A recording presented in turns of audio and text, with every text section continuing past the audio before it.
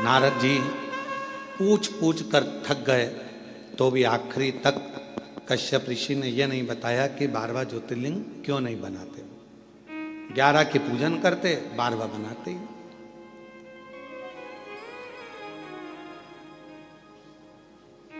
अब समय बीता,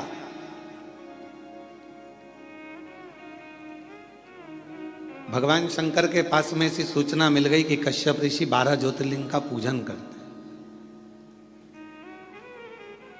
पर ज्योतिर्लिंग बनाते कितना है? जम के बोलो जरा, 11। और पूजन कितने ज्योतिर्लिंग की कर रहे हैं? अच्छे से बोलो, आवाज नहीं आई। 12। तो जब 11 ज्योतिर्लिंग का आराधना कर रहे हैं, 11 ज्योतिर्लिंग का निर्माण कर रहे हैं, तो 12 ज्योतिर्लिंग का पूजन का फल कैसे मिले? कैसे प्राप्त हो? तब पार्वती जी एकदम रुष्ट होकर बैठ गई और पार्वती जी शिव जी की आराधना करने लगी। भोलेनाथ जी ने पूछा, पार्वती तुम रुष्ट क्यों? यहां पर एक लाइन बड़ी सुंदर आई है कि पार्वती जी रुष्ट होती हैं तो शिव जी की पूजन करती हैं। हमारा आप सबसे भी यही निवेदन है, अगर मान लो जिस दिन तुमको गुस्सा आए उस दिन तुम महादेव की पूजन करो, उस दिन आप भगवान का आराधना करो। पर उल्टा होता है, जिस दिन रुष्ट होते हो ना, उस दिन तो तुम इतना बोलते हो, इतना बोलते हो, इतना बोलते हो कि जो पहले का करा धरा है ना, उस पर भी तुम लोग पानी फेर लेते हो, वो भी पूरा सत्यानाश मिला लेते हो, उसको भी नाश कर देते हो।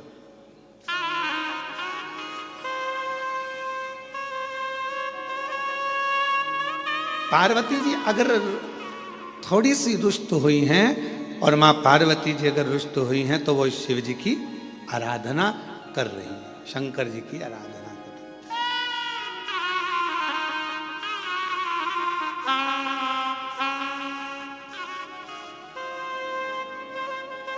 और मैंने तेरे ही भरोसे बाबा, तेरे ही भरोसे। मेरा सासुओं से भी निवेदन है, बहुओं से भी निवेदन है, बेटाओं से भी निवेदन है, बाप से भी निवेदन है, भाऊ से भी निवेदन है, और घर में रहने वाले हर व्यक्ति से निवेदन है कि पार्वती के संवाद का स्मरण करना। जब क्रोध आए कुछ नहीं करना, मुख चुप करना, एक लोटा जल उठाना और ले जाके देव अधिदेव महादेव पर चढ़ाना प्रारंभ करना। थोड़ी देर बैठना, हाथ में माला पकड़ना, नहीं पकड़ो तो प्रेम से मोबाइल को किनारे रखना और हृदय पर हाथ रखकर श्री शिवाय नमस्तुभ्यं, श्री शिवाय नमस्तुभ्यं, श्री शिवाय नमस्तुभ्यं, श्री शिवाय नमस्तुभ्यं। हृदय से अपने मन से भगवान को पुकारना प्रारंभ करो, भाव से पुकारो उसको। झगड़ा कर भी लोगे, सास अपशब्द कह देगी, बहू अपशब्द कह देगी, दोनों ने अपनी आड़ी टेढ़ी बातें कह दी, होगा क्या इसमें महाराज? इसमें एक दूसरे से संबंध दूर बनते चले जाएंगे, टूटते चले जाएंगे। इसलिए जितना मौन रहोगे, शांत रहोगे, उतने अपने जीवन का आनंद पाओगे, उतने अपने जीवन को प्रसन्नता के भाव में लेकर जाओ।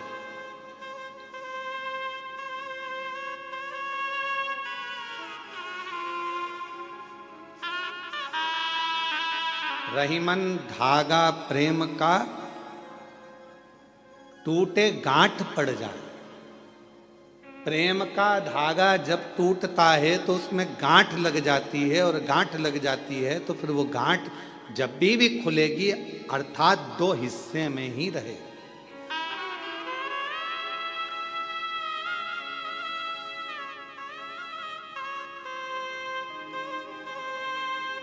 गन्ने का रस पिया है? जम के तो बोलो। महाराष्ट्र में गन्ना ही बोलते हैं, ईख बोलते हैं। ऊस अच्छा अच्छा, वो मूस नहीं बोला। अब मराठी में उसको मूस कहते हैं, तो जो हमारे उधर गन्ना कहते हैं, शुगर कहते हैं, है?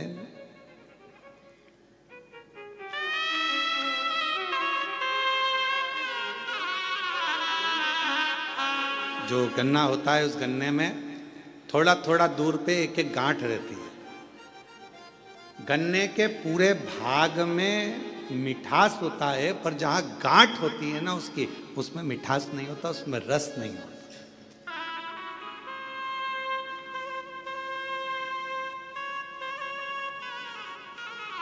पर शिव महापुराण की कथा कहती है, गन्ने के ऊस के अंदर पूरे में रस है, पर जहां गांठ है वहां ना रस है ना उसमें मिठास। पर एक बात याद रखो, जब कोई गन्ने के रस में बहुत डूब जाता है ना, तो उसको गांठ में भी रस आना प्रारंभ हो जाता है और उसमें भी उसको मिठासता नजर आना। और जितने आप बैठे और हम भी बैठे हैं, हमने भी बचपन में खूब गन्ना छिल छिल कर खाया, पर जो गठान का छिलका था उसको खाते थे, जब गन्ने के रस में इतने डूब जाते थे कि उस गांठ में भी रस आना चालू हो जाता है। और तुमने भी खाया होगा ये पक्का। ऐसा हो नहीं सकता कि तुमने गांठ छीली और उसको मुंह में नहीं लिया, उसमें रस मिला। तो कहा, यदि परिवार में एक दूसरे को मिलकर चलना है और उसमें अगर रस आ रहा है, तो फिर एक निवेदन है, कभी विवाद की, कभी द्वेष की अगर गांठ पड़ भी जाए, तो उसको भुलाते हुए उस रस में डूबने का फिर प्रयास करना, और उस गठान को, उस गांठ को एक साइड पटकने का प्रयास करना, एक साइड। परमात्मा की भक्ति में डूबो, परमात्मा के भजन में डूबो, स्मरण में डूबो। पार्वती जी रुष्ट हो गई, भगवान शंकर की पूजन करने बैठ गए। और कहते हैं जितनी रुष्टता में भगवान का भजन हो पाता है, उतनी एकाग्रता जब रूठने के बाद, जब आप लड़ाई कर लेते हो एकदम, तुम देखना बहुत तेज सुनामी लहरें चली, बहुत तेज बारिश हुई, खूब तेज हवा चली, एकदम बवंडर मचा, और उसके बाद जो शांति होती है, इतनी शांति कि लगता है अभी थोड़ी देर पहले तो हमने देखा था कितना बवंडर था, इतना विवाद था, और अब एकदम शांति हो, एकदम शांति।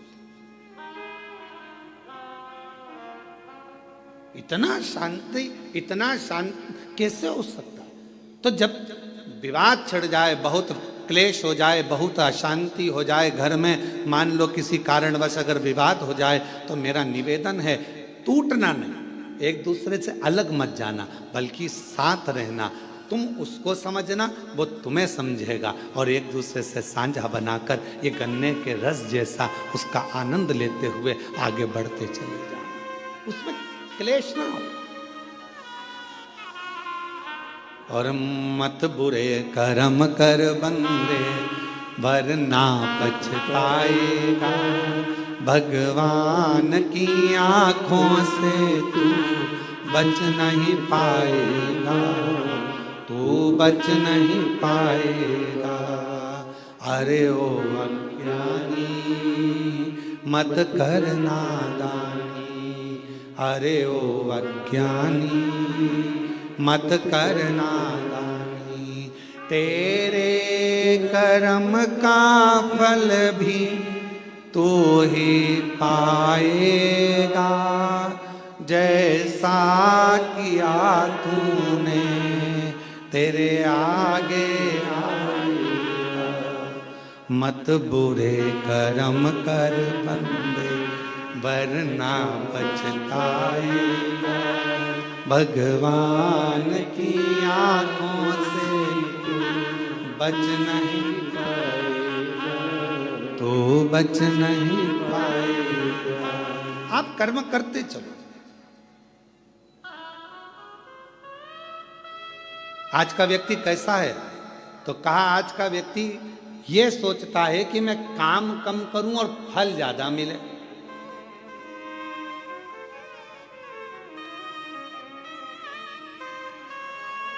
नारखेड़े जी,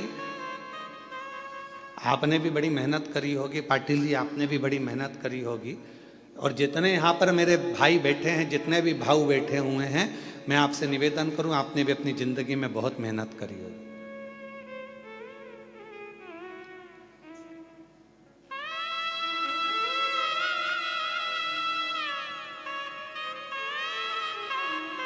खूब मेहनत करी।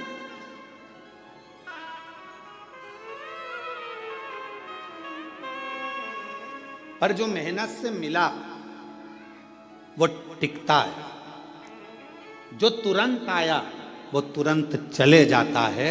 पर हमारी सफलता हमारी मेहनत पर निर्भर करती है।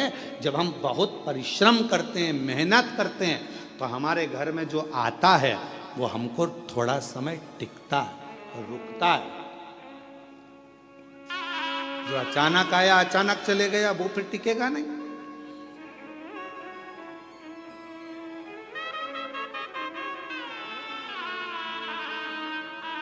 और मेहनत कर कर जो सुख मिलता है ना, वो सुख दूसरा ही है।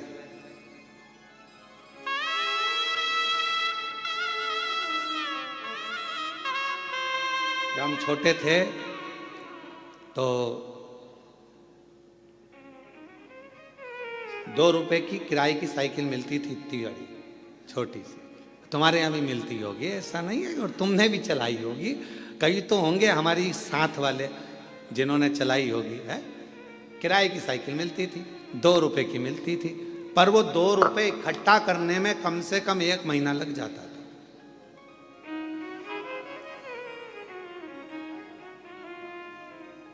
हितेश, तेरे को तो मालूम ही नहीं होगा बेटा। मालूम है क्या तेरे को? अच्छा, ठीक है।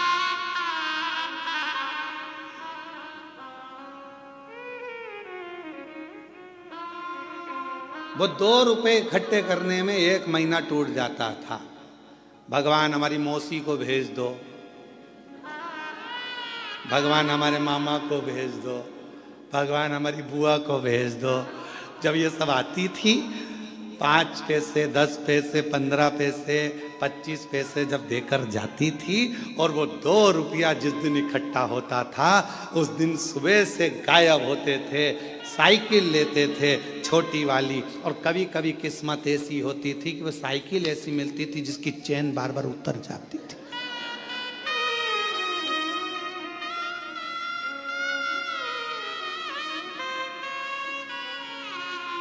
और साइकिल लेके अब बताओ, साइकिल वाले की साइकिल दम अपनी लग रही है, मेहनत अपनी हो रही है, घूम अपन रहे हैं, और सब देख रहे हैं, और यहाँ भगा वहाँ भगा, हाँप रहे, पर वो टाइम देख रहे, 5 बजे देना है वापस। 5 बजे ही निकल पहुँचते थे, बिल्कुल लगे लगाए समय पर, एकदम 5 बजने वाला है तब अपन पहुँच के वो साइकिल देकर आते थे। तब तक पूरे थक जाते थे, एकदम चला कर वो 2 रुपए पूरे वसूल कर लेते थे। और फिर मम्मी पूछती थी, बेटा वो देकर गई थी 15 पैसे, 10 पैसे, 20 पैसे, 25 पैसे, तो उसकी तो मैं साइकिल चलाया आया, क्या मिला तुझे? तो मम्मी बहुत मजा आया, आनंद आया, खुशी मिली, आनंद मिला। इतनी मेहनत जो करी है ना, तो ये मेहनत कर कर जो सुख मिला है, उसके आगे सब शून्य है, सब शून्य।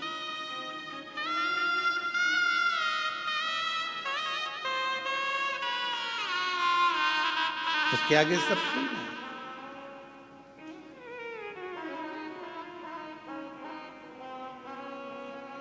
और कभी कभी जो मेहनत के बिना मेहनत के मिल जाता था, वो कहीं ना कहीं गिर जाता था। एक बार हुआ ऐसा हमारे साथ भी, तुम्हारे साथ भी हुआ होगा।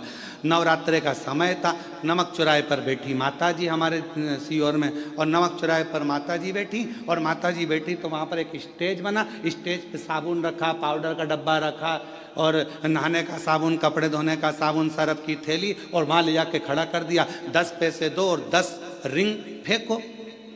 तुमने भी फेंके होंगे ऐसे गोले गोले रिंग। अब परंतु वह इतने साल हो गए, उसमें एक साबुन नहीं आया, और एक दिन साबुन अगर आ गया तो साबुन को खुशी खुशी लेकर जा रहे थे, और मालूम पड़ा कि वो साबुन रखा था जेब में, जेब थी फटी, और साबुन पूरा गया।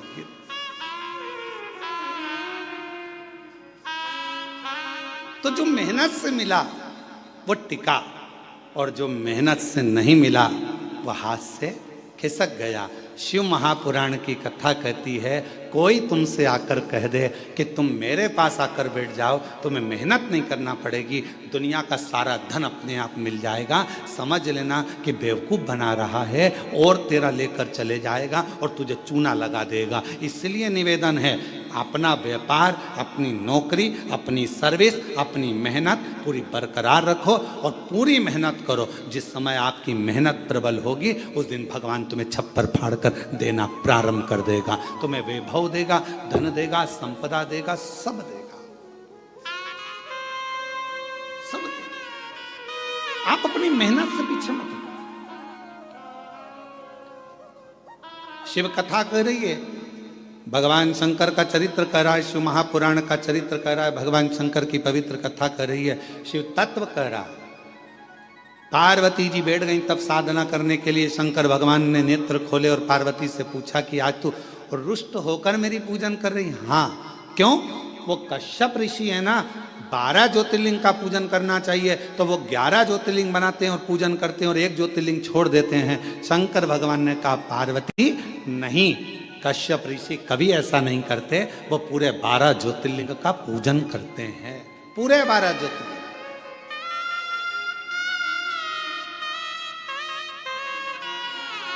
चलो जरा देख के आओ। पार्वती जी ने शिव जी को लिया साथ और चलो जरा देखो, मैं बताती हूँ तुमको 11 ज्योतिर्लिंग बने। वो कश्यप ऋषि का रोज का नियम था, ज्योतिर्लिंग बनाते वो पूजन करते पार्थिव लिंग की। चलो अभी दिखाती हूँ। और ले गए, जो सामने देखे तो 11 ज्योतिर्लिंग बने थे। शिव जी को पार्वती जी करेंगे, देखो 1 2 3 4 5 6 7 8 9 10 और 11। अब शंकर भगवान बोले, अभी रुक मैं गिन के बताता हूं, देख 1 2 3 4 5 6 7 8 9 10 11 12। पार्वती जी बोली, क्यों मुझे पागल बना रहे हो प्रभु? अब तुम तो शिव जी हो ना, तो तुम अपने आप को क्यों गिन रहे हो? तो भगवान शंकर बोले, 12 ज्योतिर्लिंग की पूजन कर रहा है। पूछो कश्यप ऋषि से। बाबा कश्यप ऋषि के सामने प्रकट हो गए। कश्यप बाबा ने देखा, आज तो भगवान प्रकट हो गए। जब जब ये उलझन होती है ना, जब जब झगड़ा होता है, जब जब कोई विवाद उत्पन्न होता है, जब जब कोई क्वेश्चन आता है, जब जब कोई प्रश्न आता है, जब जब कोई बवाल मचता है, समझ लेना उसमें कोई ना कोई मंथन होकर कुछ निर्णय निकलने वाला।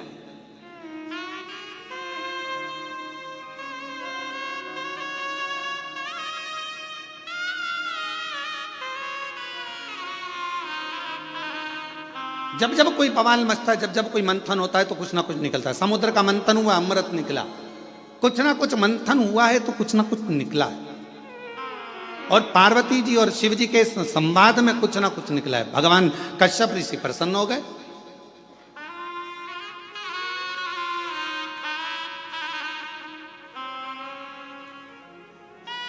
और मंथन में कुछ ना कुछ निकलना जरूरी भी है। एक प्रसंग बड़ा सुंदर है महाराज जी।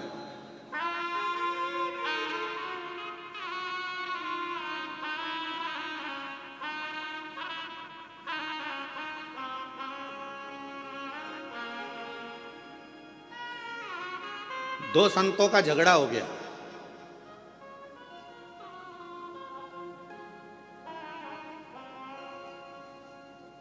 और आपस में दोनों झगड़ लिए। अब दोनों झगड़ लिए तो एक था राम जी का भक्त और एक था हनुमान जी का भक्त, और दोनों में छिड़ गया विवाद। हनुमान जी ने राम जी से कहा, प्रभु दो संत लड़ रहे हैं आपस में, अब तुम क्या कहोगे? राम जी बोले, कहना क्या है, अब इन दोनों को प्रमाणित करने के लिए अपन दोनों को जाना पड़ेगा। जब जब संत झगड़ते हैं, साधु झगड़ते हैं, सन्यासी झगड़ते हैं, तपस्वी झगड़ते हैं आपस में, जब कोई भगवत प्रेमी आपस में झगड़ते हैं तो उसका निर्णय करने के लिए स्वयं परमात्मा को बीच में आना पड़ता है और परमात्मा को निर्णय करना पड़ता है।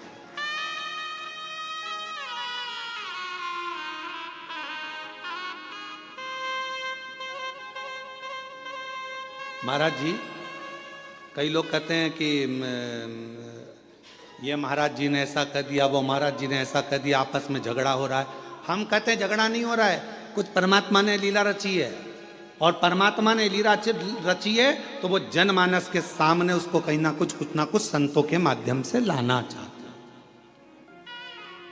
संत कभी झगड़ा नहीं करते, संत कभी एक दूसरे के ऊपर आक्षेप भी नहीं करते। लोग कहते हैं उन्होंने ऐसा बोल दिया, उन्होंने वैसा बोल दिया, उन्होंने ये भाषा का प्रयोग करा, उन्होंने वो भाषा, ना ना ना, उनके बीच में कोई एक परमात्मा की एक शक्ति, मेरे शिव का एक स्वरूप, मेरे राम, मेरे कृष्ण, मेरे शंकर, मेरे भगवान विराजमान है, जो ये निर्णय करना चाहते हैं कि इनके बीच का साझा कैसे।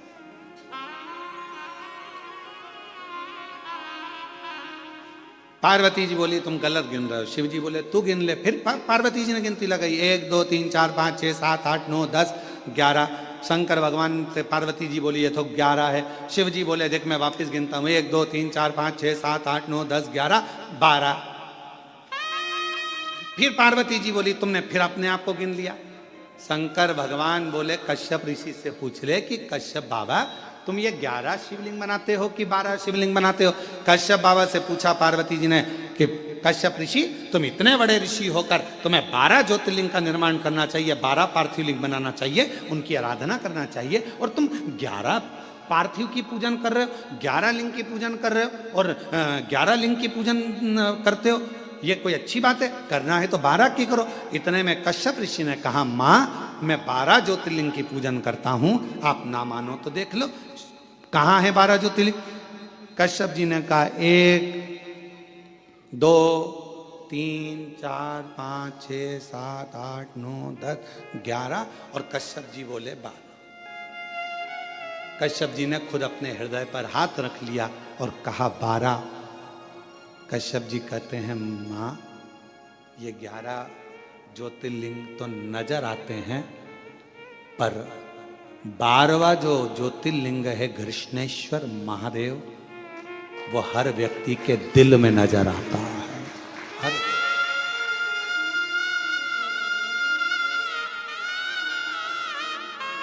हर व्यक्ति के हृदय में।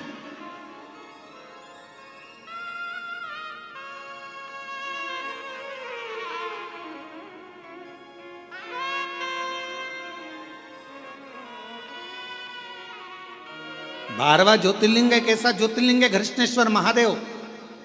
12वां ज्योतिर्लिंग एक ऐसा ज्योतिर्लिंग है घृष्णेश्वर महादेव जो हमारे हृदय में निवास करता है। कितना सुंदर कहा है स्कंद पुराण में घृष्णेश्वर बाबा के लिए, बेरुल के लिए वर्णन किया गया। जिस परिवार में, जिस परिवार के अंतर्गत मान लो कोई ना कोई एक बहुत बड़ा दुख आकर टिक गया हो और वो दुख हट ना रहा हो, तो घृष्णेश्वर महादेव का स्मरण कर कर यदि पीपल के वृक्ष के नीचे बस केवल हृदय से घृष्णेश्वर का जप कर कर, घृष्णेश्वर नाम का उच्चारण कर कर एक 4 बत्ती का दीपक यदि पीपल के वृक्ष के नीचे प्रज्वलित कर दिया जाए प्रदोष के दिन, तो वो भारी से भारी दुख भी केवल 7 दिन के अंदर कट जाता है। 12 ज्योतिर्लिंग में से एक ज्योतिर्लिंग है घृष्णेश्वर महादेव जो हमारे हृदय में निवास करते हैं। मन की ज्योति है, हृदय की ज्योति है। और हम आप सबके पावन चरणों को नमन करते हैं। बेरुल वालों, आप घृष्णेश्वर बाबा के नजदीक में रहते हो, आप जैसा किस्मत वाला दुनिया में कोई नहीं होगा जिनके पड़ोसी घृष्णेश्वर महादेव। हम आपको नमन करते हैं, आपको प्रणाम करते हैं। और जितने आस्था चैनल पर कथा श्रवण कर रहे हैं, जितने आस्था चैनल पर कथा सुन रहे हैं, जितने बहन भाई, जितनी माताएं, जितनी मेरी जीजियां, जितने मेरे जीजाएं, जितनी मेरी बेटियां बेटा इस घृष्णेश्वर महादेव की पवित्र भूमि से पितृपक्ष में ये शिव महापुराण की कथा को ऑनलाइन श्रवण कर रहे हैं, हम आप सबके चरणों को नमन करते हैं। आप जैसा किस्मत वाला कोई नहीं होगा, क्योंकि यहाँ शास्त्र वर्णन करता है कि 12वां ज्योतिर्लिंग घृष्णेश्वर एक ऐसा ज्योतिर्लिंग है जो जहां जिस जगह पर बैठकर उसको याद करता है, वो 12वां ज्योतिर्लिंग उसको वहीं पर करुणा करना प्रारंभ कर देता है। वो 12वां ज्योतिर्लिंग,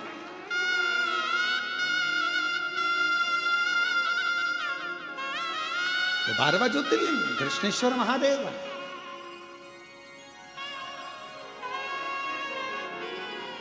और तेरी कृपा बिना ना हिले एक भी अणु, लेते हैं श्वास तेरी कृपा से। बखान क्या करूं मैं राखों के ढेर का, चपटी भभूत में खजाना कुबेर का। हे गंगाधार मुक्ति द्वार ओंकार तू, भोले ओंकार तू। आयो शरण तिहारी शंभु तार। कृष्णेश्वर महादेव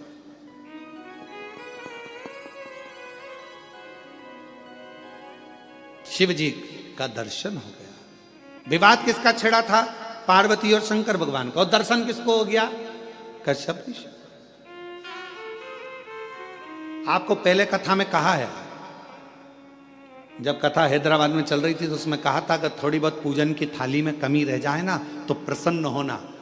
तुम यहां पूजन कर रहे हो और तुम माचिस ढूंढ रहे हो, तुम कपूर ढूंढ रहे हो, तुम कुंकू रोली ढूंढ रहे हो, तुम चंदन ढूंढ रहे हो, तुम्हें लग रहा है कि तुम ढूंढ रहे हो, पर तुमने याद करा अरे राम मेरी पूजा की थाली में कपूर तो घर पे रह गया। अब तुमने कह दिया कपूर घर पे रह गया और तुम यहां ढूंढ रहे हो, तो तुम नहीं ढूंढ रहे हो, अब तुमने मन से वो कपूर को प्रकट कर दिया। शिवजी तुम्हारे घर जाकर वो कपूर वहां से ले लेंगे। तुमने स्थान बता दिया कि वहां रखा है। झगड़ा यहां हुआ है शिव और पार्वती का। और दर्शन किसको हो गया? जम के बोलो जरा। कश्यप ऋषि। झगड़ा इन दोनों का हो रहा है, दर्शन कश्यप ऋषि कर रहा है, दर्शन कश्यप बाबा को हो रहा है। ये इनकी आनंदता, ये इनका प्रेम है, ये इनकी वात्सल्यता।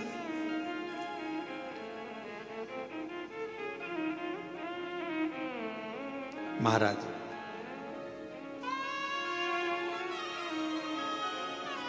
कृष्णेश्वर बाबा का एक सुंदर भाव व्यक्त किया है महाराज स्कंद पुराण के अंतर्गत।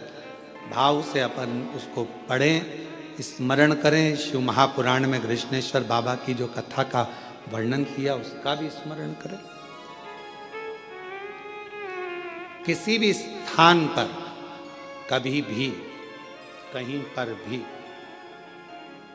यदि शरीर में हाथ में कंपन हो रहा है, पांव चलते नहीं बन रहा है, शरीर हाँप ज्यादा भरा रही है, खूब ज्यादा शरीर चल नहीं पाता, थोड़ी थोड़ी देर में हाँपड़ी भरा जाती है, हाँप भरा जाती है, या पीछे से रीढ़ की हड्डी दुखना प्रारंभ हो जाती है, तो उसके लिए सरसों के फूल 108।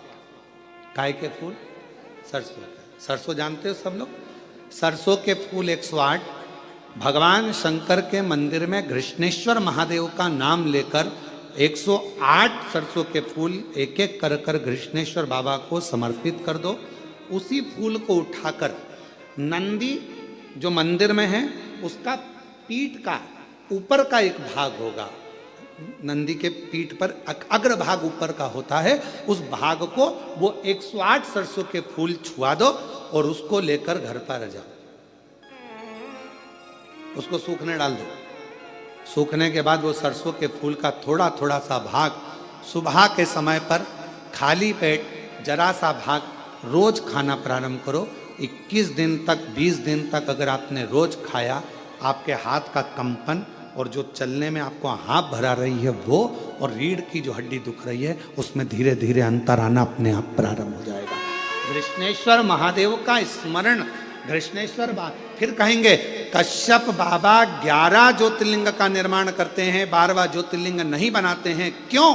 क्योंकि 12वां ज्योतिर्लिंग कश्यप बाबा कहते हैं ये मेरा दिल, ये मेरा हृदय, ये मेरा चित्त, ये मेरा मन, ये मेरे हृदय की जो एक बिंदु है, यही मेरा 12वां ज्योतिर्लिंग है। शिवजी प्रसन्न हो गए।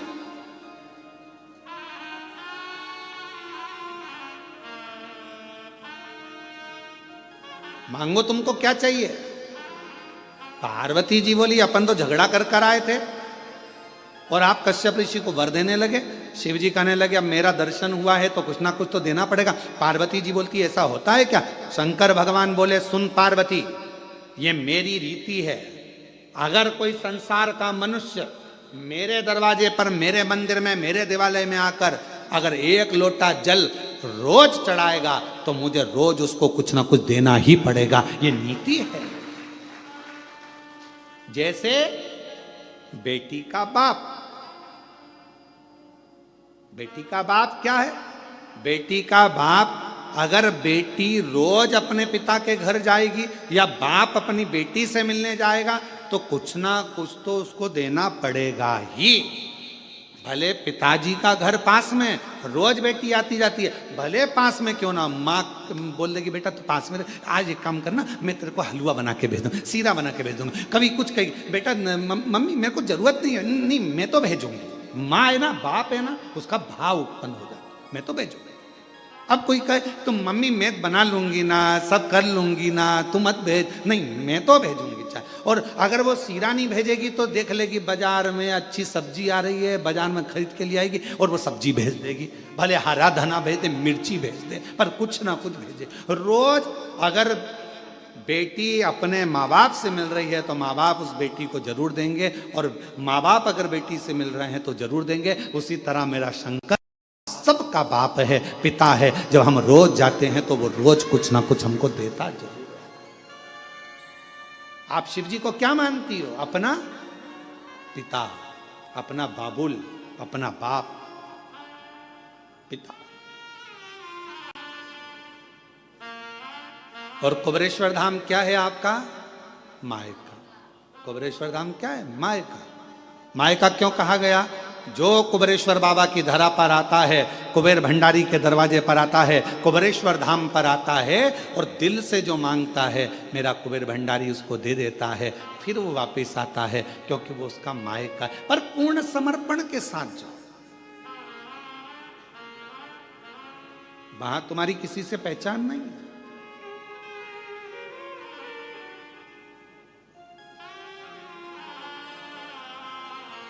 हम तो बाबा के भरोसे चलते, हम तो बाबा के भरोसे चलते, ये दुनिया वाले जलते हैं, ये दुनिया वाले जलते हैं।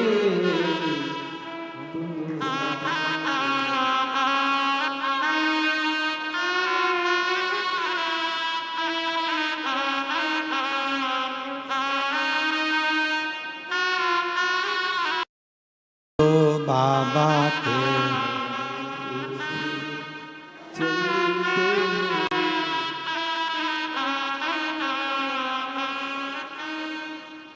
फटका बंद है। ये दुनिया वाले जलते, ये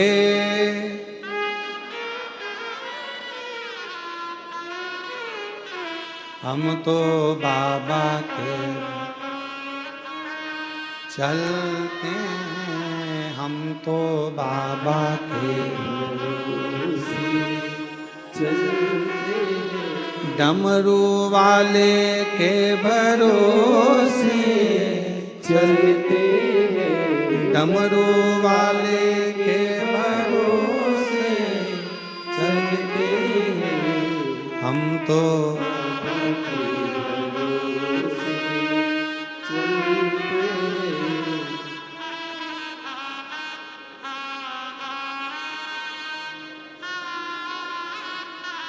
काशी वाले के भरोसे। हम उस पर आश्रित, कोई रोज मिल रहा है शिव जी से, शिव उसको रोज दे रहा। कोई बाबा से रोज मिल रहा है, बाबा उसको रोज दे रहा। पिता है वो हमारा, बाबुल है वो हमारा।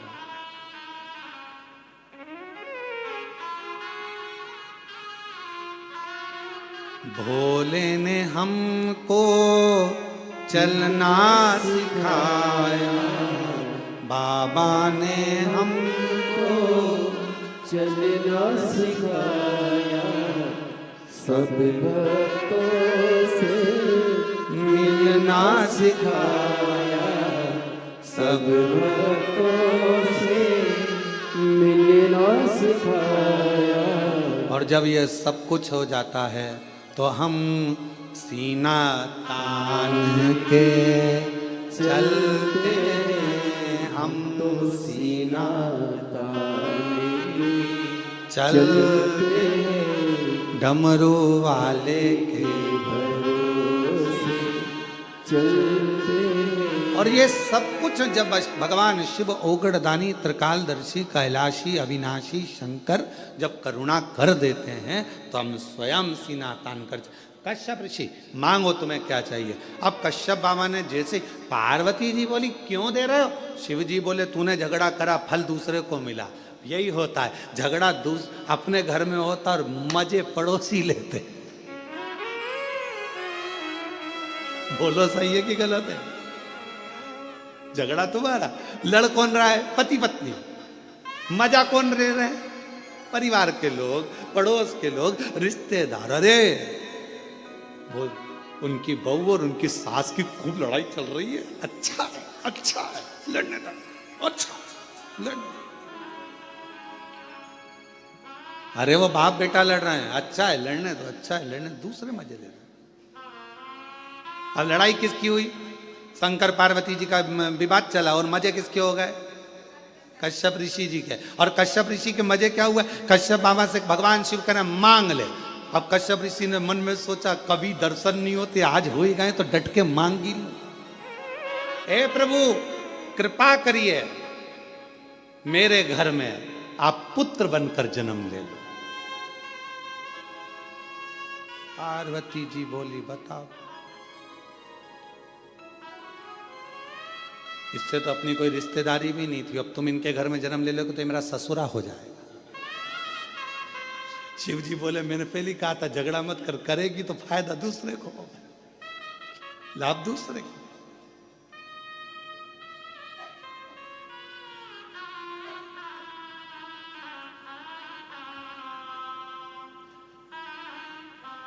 एक घर में एक सास और बहू थे। बहुत उन दोनों का आपस में बनता नहीं था, बिल्कुल नहीं बनती थी। और बनती नहीं तो उनके यहाँ सबसे ज्यादा झगड़ा सास बहू का होता तो फायदा दूसरे का होता। अभी देखो फायदा कैसे होता।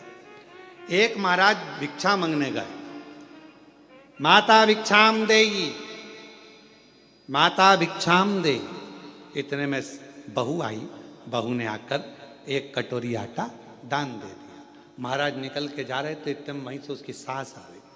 ए बाबा इधर आ, कहां से मांग के ला रहा है? तुम्हारे घर गया था। कौन मिला? बहू। क्या दिया? एक कटोरी आटा। वो कौन होती है देने वाली? चल मेरे साथ चल, मेरे साथ चल। ओ बस एक कटोरी? मेरा घर है, मेरी प्रॉपर्टी है, मेरा मन, चल मेरे साथ। और अंदर गई और 4 कटोरी आटा लाके महाराज को दे दिया। फायदा किसका? दूसरे का। अब एक दिन सास अंदर थी और महाराज आए, माता भिक्षाम देही। सास ने कहा कि रोज रोज आता है, नहीं देना आज, नहीं दूंगी, जा। इतने में वो महाराज चल दिया। सामने से बहू पानी लेकर आ रही थी हंडा मटके। उसने पूछा महाराज जी कहाँ से आ रहे हो? तुम्हारे ही घर से आ रहे हैं। मिल गया? कुछ नहीं मिला, तुम्हारी सास ने कछु ना दिया। कुछ नहीं दिया? चलो मेरे साथ आओ जरा, आओ आओ जरा। वो कौन होती है मना करने वाली? जब मेरा पति कमा रहा है तो मैं दूंगी, चल। और गई अंदर, और अंदर जाके आधा किलो चावल, आधा किलो चने की दाल सब बांध के लिए आई और आटा वाटा सब लाके दे दिया। ले, फायदा किसका? महाराज का। झगड़ा कौन कर रही? सास बहू। और फायदा दूसरे।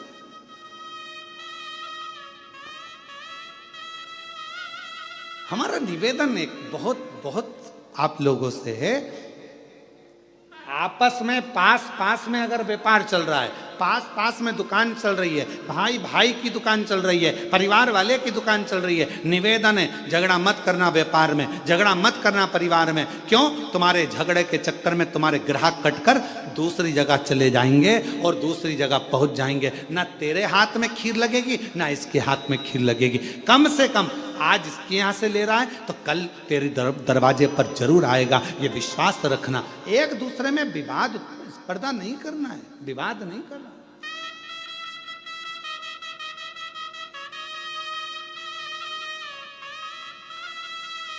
और हम विवाद में पड़े। कश्यप ऋषि ने कहा वर दीजिए मेरे घर में आप पुत्र बनकर आए। शंकर भगवान बोले कश्यप बाबा तुमने रोज 11 शिवलिंग का निर्माण करा है और मन को 12वां शिवलिंग माना है, इसलिए मैं तुम्हारे घर में 11 रुद्र के रूप में प्रकट होऊंगा। तुम्हारे यहाँ 11 रुद्र के रूप में मैं आऊंगा। 11 रुद्र अवतार शंकर भगवान के जो 11 रुद्र अवतार हुए वो कश्यप बाबा के यहाँ हुए, सुरभि के।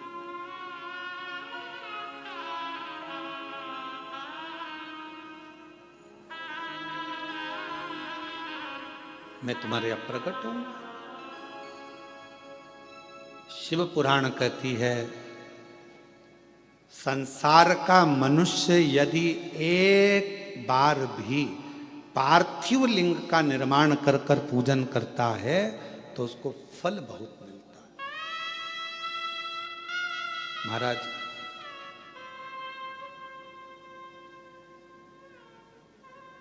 फल जरूर मिलता है।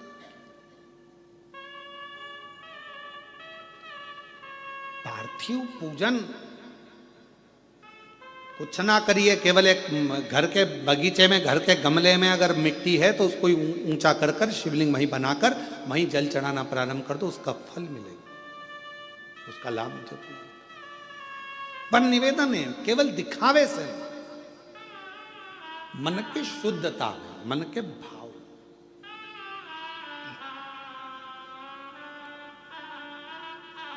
आज का जो मनुष्य है, आज का जो मानव है, भगवान को भाव से रिझा नहीं पाता, हृदय से रिझा नहीं पाता।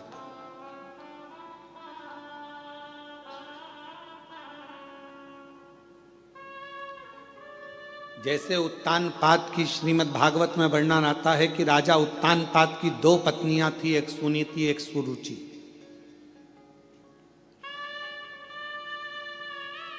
एक नीति का पथ दर्शाती है और दूसरी रुचि का पथ दर्शाती है।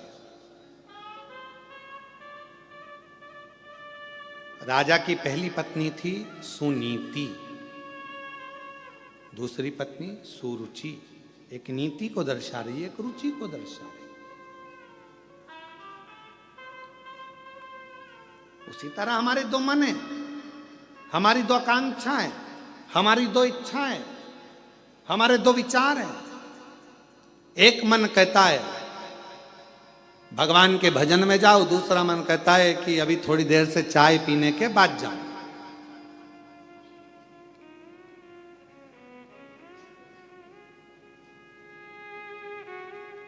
और आप में से कई लोग होंगे ऐसा, जैसे इस होटल में कथा चल रही है, तो इस होटल में कथा चल रही है तो कई लोग पहले से आ गए होंगे, तो उन्होंने विचार करा होगा आप होटल में अपन चाय पी लो फिर कथा में बैठेंगे अंदर लाके। पहले एक बार की चाय पी हुआ के फिर अपन कथा में चले।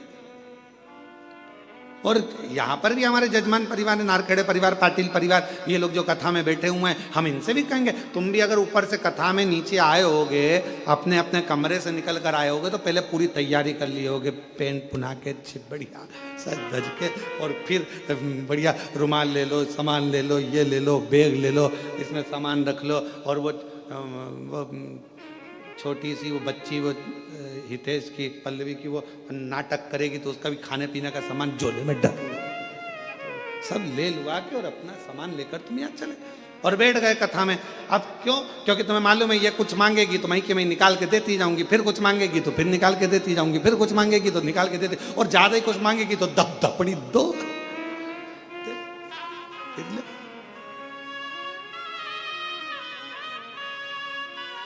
और महाराज कथा कर रही है कि भगवत भजन में पूर्ण समर्पण के साथ दिखावा नहीं चाहिए, बस समर्पण पूरा चाहिए। शंभो शरणे पड़ी मांगू घड़ी रे घड़ी, दुख काटू दया, सब बोलो दर्शन। अभी कथा चालू हुई, उसके पहले चंद्र ग्रहण पड़ा। बोलो पड़ा कि नहीं पड़ा? अरे जम के तो बोलो पड़ा ना। ग्रहण कब पड़ा? दो ग्रहों के बीच में कोई तीसरा फंस गया तो ग्रहण पड़ा। तो केवल ऊपर ग्रहण नहीं पड़ता, नीचे भी पड़ता है।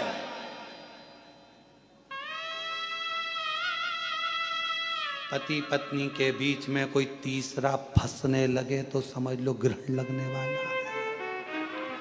भाई भाई के बीच में कोई तीसरा फंसने लगे तो समझ लो ग्रहण लगने वाला है। रिश्ते नातों के बीच में कोई तीसरा फंसने लगे तो समझ लो ग्रहण लगने वाला है। संबंधों में भी ग्रहण लगता है।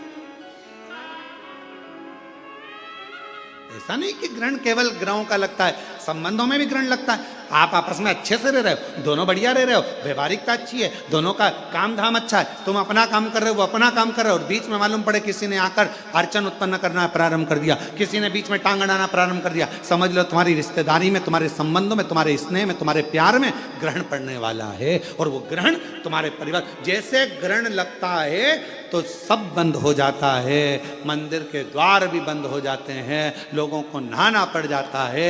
आखिर में यही होता है कि जब दो प्रेम के बीच में, स्नेह के बीच में, रिश्ते के बीच में जब कोई तीसरा ग्रहण लगाने वाला आ जाता है तो एक ना एक दिन फिर वो ग्रहण सब कुछ समाप्त कर देता है। फिर आखिरी में तो स्नान ही रह जाता है, स्नान ही रह। क्यों घुसने दो बीच में, क्यों प्रवेश करने दो बीच में उसको? कोई आए सिखाने के लिए नहीं, भैया मेरी सास अच्छी है, हम बहू हैं, बहू अच्छी, मेरा परिवार अच्छा, मेरे बेटे अच्छे, मेरी बहू अच्छी, मेरा बेटा अच्छा, मेरे रिश्तेदार अच्छे, मेरे नातेदार अच्छे, सब अच्छे, बुरा कोई नहीं है संसार में। बुरा थोड़ी सी देर का समय होता है जो ये निकल जाता है, फिर वापस घड़ी अच्छी आ जाती है। समय का इंतजार थोड़ा करो और समझ से जियो। समय और समझ, परमात्मा ये दोनों चीज देता है। समय पर अगर समझ आ गई तो तुम्हारी जिंदगी बन गई, और अगर समझ आई और समय निकल गया तो वो जिंदगी बेकार हो गई। समय पर समझ आना चाहिए तो जीवन ठीक है।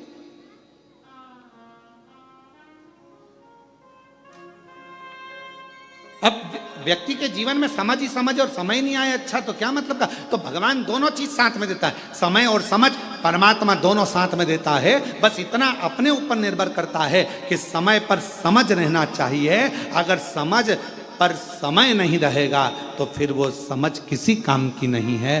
भगवान ने अगर मौका दिया, जैसे ये हितेश नारखेड़े ने मौका का चौका लगाया, इन्होंने कहा गुरुजी सीहोर में कथा हो रही है ऑनलाइन, तो हमेशा सीहोर से होती रहती है, अब की बार कथा कृष्णेश्वर बाबा को सुनाने के लिए आओ और कथा ऑनलाइन कृष्णेश्वर बाबा के धाम से हो। तो मन भी करा कि हाँ अच्छा योग लगा है ऐसा कि बाबा, और हम प्रयास करेंगे।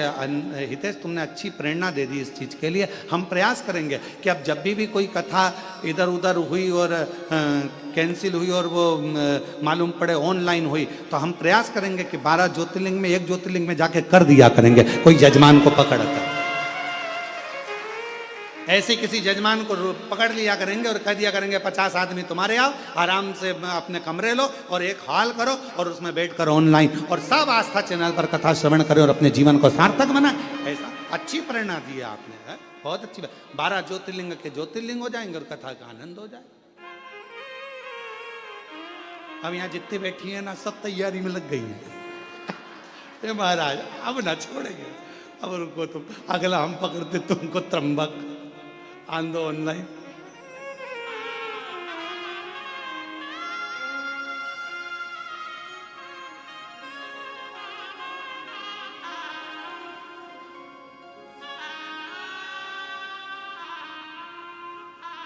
महाराज तेरा रूप है अजब निराला, तेरा रूप है अजब निराला, कहलाते डमरू वाला, तेरा रूप है अजब निराला। कहलाते डमरू वाला, तेरा रूप है अजब निराला। कहलाते डमरू वाला, कानों में बिछुअन माला, तेरा रूप है अजब निराला। कानों में बिछुअन माला,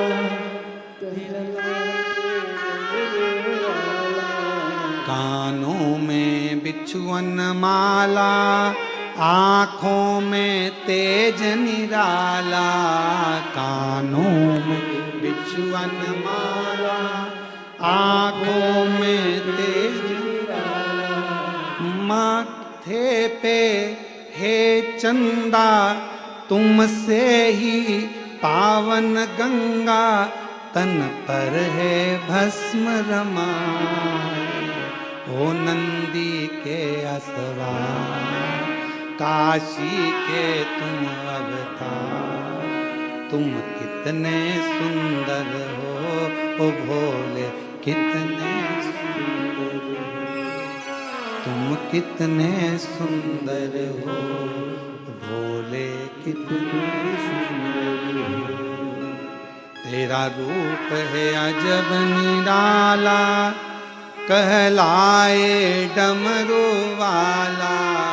तेरा रूप है अजब निराला, कहलाए डमरू वाला। मेरा शंभु, मेरा शंकर, मेरा त्रिकालदर्शी, मेरा कैलाशी विनाशी, जो दिन रात कृपा करने वाला है, करुणा करने वाला। इसलिए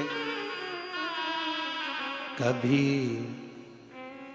भोलेनाथ बन के, विश्वनाथ बन के चले आना।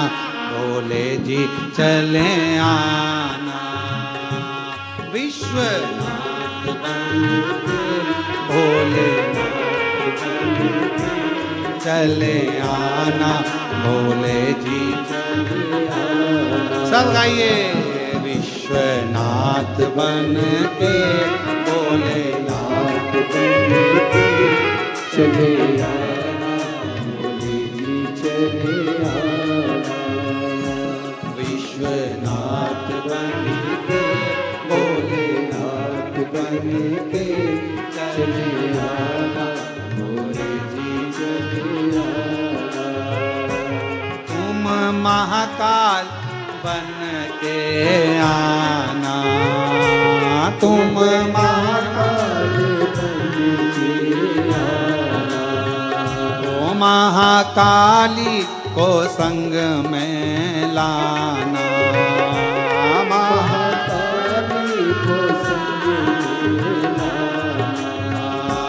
महाकाली को संग में लाना। महाकाली को संग में लाना। त्रिशूल हाथ लेके, डमरू साथ लेके चले आना। भोले जी चले आना।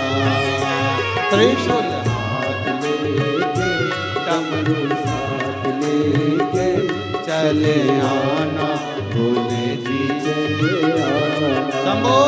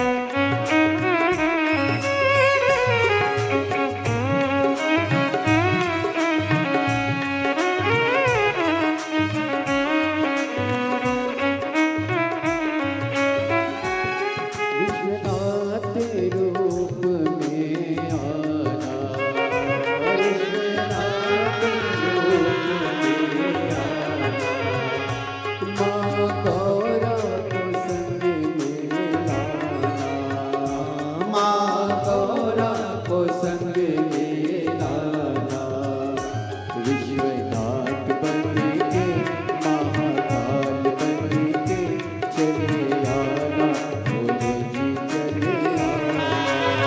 ओ विश्वनाथ बन के महाकाल बन के चले आना, भोले जी चले आना।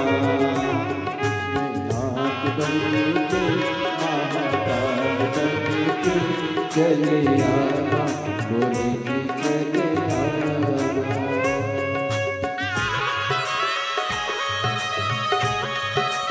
शंभो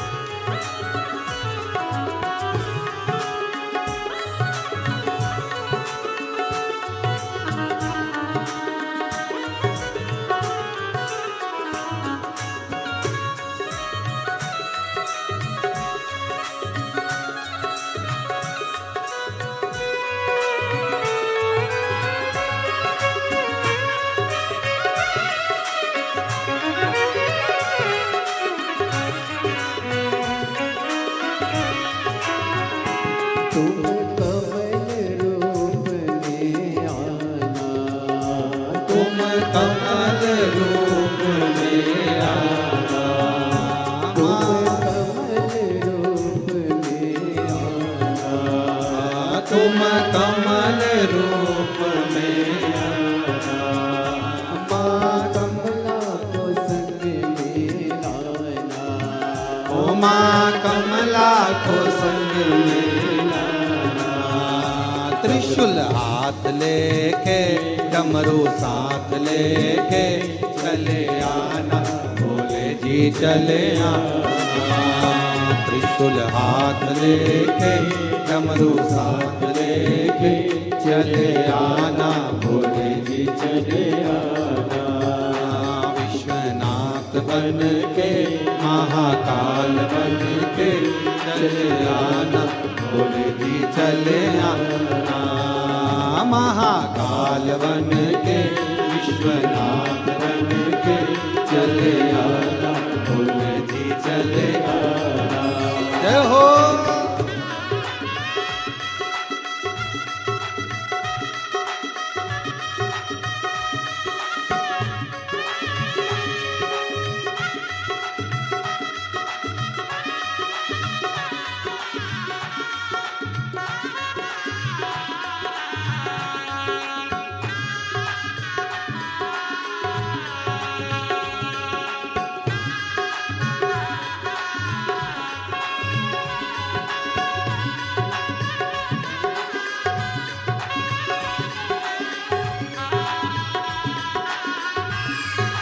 शंभो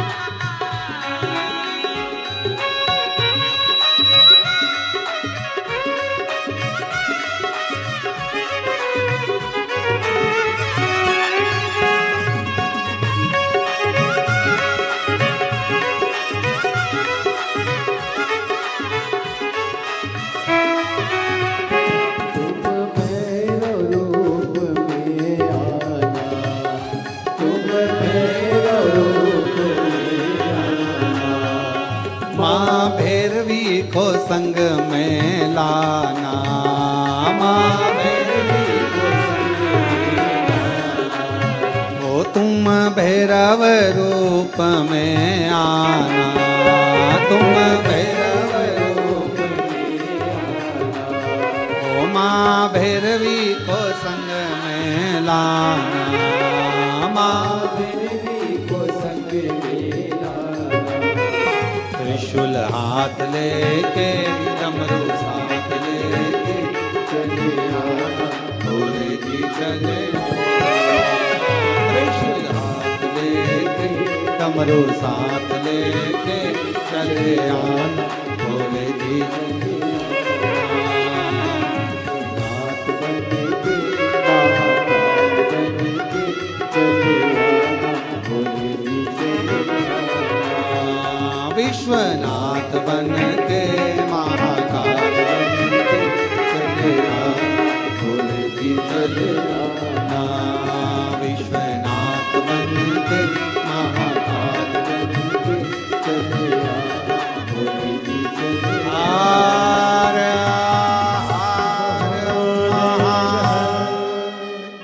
अपने स्थान पर बैठकर भगवान शिव जी से अपने मन का भाव कहिए, हृदय से प्रार्थना करिए, विनय करिए, निवेदन करिए और बाबा को अपने मन का भाव बोलिए।